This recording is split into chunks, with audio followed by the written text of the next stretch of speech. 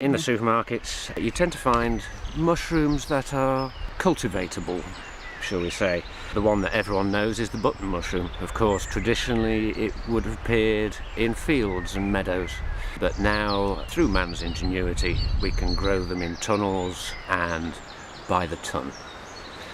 And they taste of none? They taste of very little, like our chickens and vegetables. So what are we going to do today?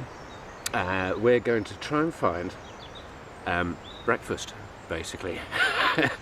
So that's why we went out so early? Absolutely. You come out really early in the morning. Other animals also like to eat these things for breakfast, especially flies, deer, rabbits, squirrels. So it's important to get there first. So what sort of time are we talking? I like to hit the forest at dawn. So as the sun is rising and you can start to see, that's the best time to pick mushrooms.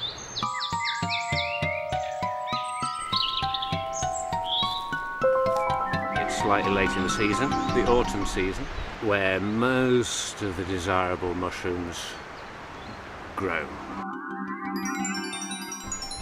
Here we've got the hedgehog mushroom, highly prized by restaurants and gourmets alike. Woodland mushrooms in general, especially in the older forests, have a much more complex flavour than the ones we're after. Especially on the continent, it's part of family life at this time of year, going and collecting mushrooms, preserving them for the rest of the year, either by drying or pickling, and is a major source of free protein that can be collected free of charge. Just to make certain, I think we're going to take these home and try and identify them further in a book. If they are larch boletus, they're very good eating again.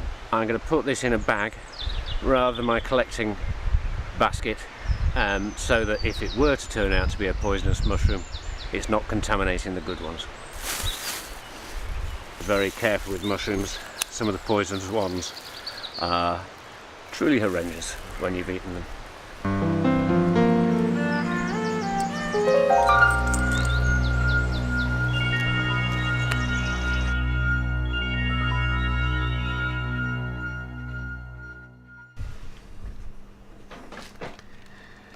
So here we have today the vast majority of the hedgehog mushrooms.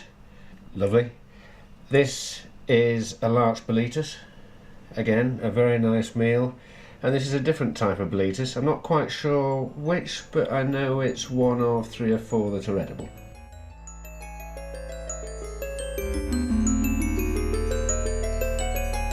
And what I'm intending to do is cook really simply, so that the flavours of the individual mushrooms come out by themselves. I'm going to dry fry these, then add a little butter and make it into an omelette, and then I'm going to dry fry these and put a little bit of a cream sauce with them to have on the side, so that we can distinguish which is which still.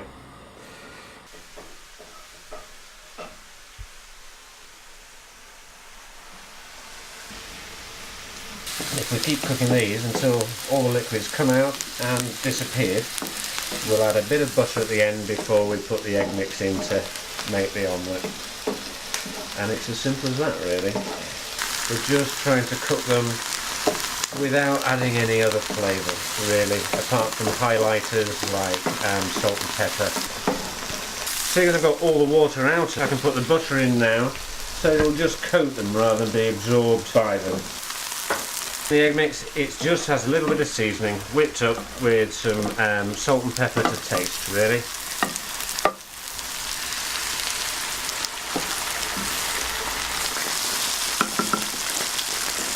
Just keep turning away at the edges and putting the liquid back in.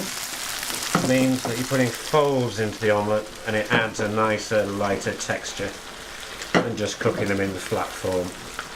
But I'm just going to add a little bit of cream to this one.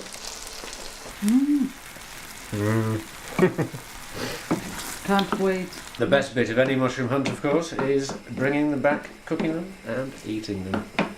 I'm trying to split these evenly. Yeah, you better be fair. Absolutely. There's all the larch boletus in there. Let's use it. Wonderful. Let's have breakfast. Absolutely.